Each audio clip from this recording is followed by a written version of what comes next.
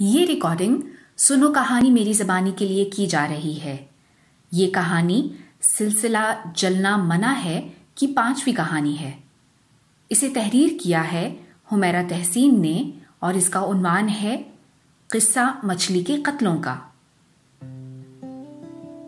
मारिया और फहद आज बेहद खुश थे क्योंकि आज उनके खालाजाद बहन भाई साकिब और सिद्रा उनके घर आने वाले थे। चारों कज़नों में गाड़ी चलती थी और यूं भी ये मुलाकात इम्तिहानों की वजह से खासी देर बाद हो रही थी, इसलिए उनकी खुशी का आलम ही और था। मारिया की उम्र 12 साल थी जबकि फहद 14 बरस का था। उनके कजन भी उनके हम उम्र ही थे। दोनों बहन भाई आज सुबह सवेरे ही जाग उठे और मुंह हाथ धोकर फौरन अम्मी जान के पास जा पहुंचे। हफ्ते का दिन था और आज उनको छुट्टी थी। अम्मी जान ने जब उन्हें छुट्टी वाले दिन भी इतनी जल्दी बेदार पाया तो मुस्कुराए बगैर न रह पाईं। वो उनके इस जोशो खरोश की वजह अच्छी तरह जानती थीं। बच्चों ने नाश्ते के बाद घर के कामों में अम्मी जान का हाथ बटाना शुरू कर दिया। दोपहर 12 बजे तक खाला जान को उनके यहाँ पहुंचना था और वो चाहते थे कि उनके आने से पहले घर खूब अच्छी तरह साफ कर लिया जाए। फहद पौधों को पानी देने लगा और मारिया ने खाने की मेज पर बर्तन तरतीब से रखने शुरू किए। अम्मी जान साथ साथ उन्हें हिदायत दे रही थी। मारिया दिल ही दिल में बहुत खुश थी कि आज अम्मी उसकी पसंदीदा डिश यानी तली हुई मछली के कत्लों के साथ आलू के चिप्स बनाएंगी। कुछ ही देर में बावर्ची खाने से तरह तरह के खानों की खुशबुएं पूरे घर में फैलने लगीं।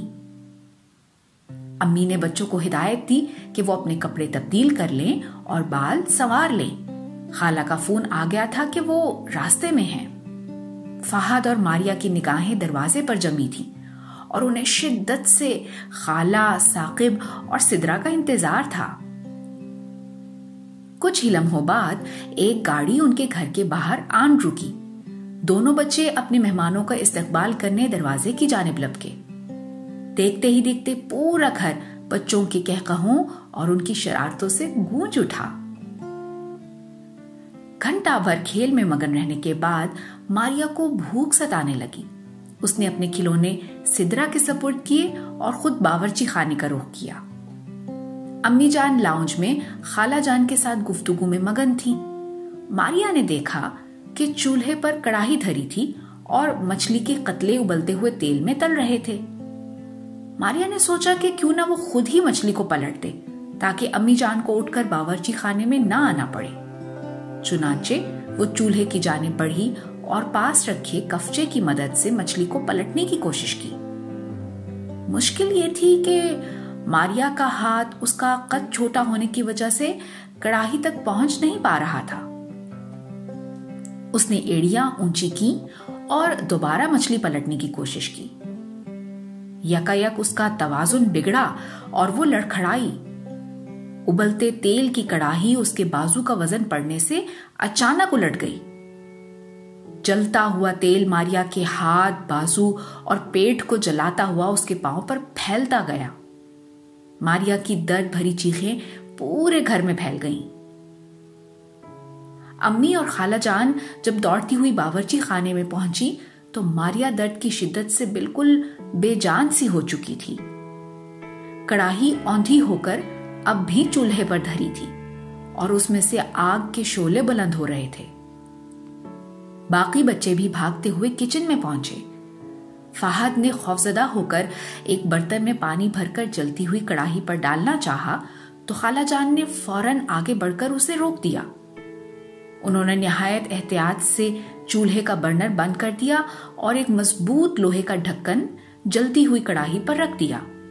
फिर उन्होंने अम्मी जान को ताकीद की कि फौरन 1122 इमरजेंसी पर कॉल करें और वो खुद बहुत एहतियात से मारिया को अपनी गोद में लिए बावर्ची खाने से बाहर आ गई और किचन का दरवाजा बंद कर दिया। कुछ ही देर में आग बुझाने वाली गाड़ी आन पहुंची।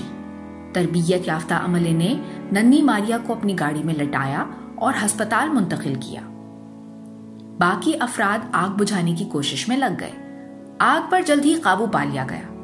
दूसरी तरफ डॉक्टरों ने अम्मी जान को बताया कि मारिया अब खतरे से बाहर है ये खबर सुनकर सबकी जान में जान आई, लेकिन उबलते तेल की वजह से मारिया के हाथ, बाजू और जिस्म के दीगर हिस्सों में कई जख्म आए थे और वो शदीद जलन और तकलीफ का शिकार थी।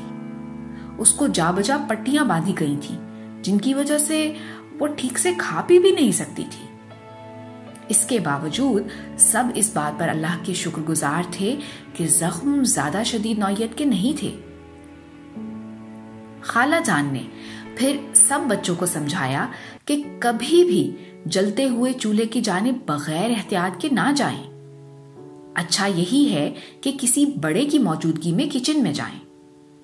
अगर आग खाना पकाने के तेल की वजह से लगे तो सबसे पहले कोशिश करें कि चूल्हा बंद कर दें। आग के ऊपर पानी ना डालें, क्योंकि बाज औकात आग किचन में मौजूद फ्रिज या माइक्रोवेव वगैरह या बिजली के दीगर स्विच वगैरह को भी नुकसान पहुंचाती है। ऐसी सूरत में पानी डालने से करंट लगने का अंदेशा होता है। जिस बर्तन में आग लगी हो उस पर ढक्कन रखकर हवा का गुजर रोक दें। दोस्तों, क्या आपको इल्म है कि ऑक्सीजन आग को फैलने में मदद देती है? इसलिए जिस जगह आग लगी हो कोशिश करें कि उस जगह से फौरी तौर पर निकल जाएं और खिड़कियां दरवाजे बंद कर दें, ताकि हवा की वजह से आग मजीद ना फैल सके। याद रखें, जरा सी एहतियात आपको किसी बड़े नुकसान से बचा सकती है। किसी नागहानी सूरत हाल में फौरन करीबी अस्पताल से रुजू करें या इमरजेंसी हेल्पलाइन 1122 से मदद तलब करें। अगर आपके शहर में ये सहूलत मयसर नहीं है तो 115515 या अपने शहर की मुतल्लिका हेल्पलाइन से राब्ता कीजिए। मैं हूं किस्सा गो हुमैरा तहसीन।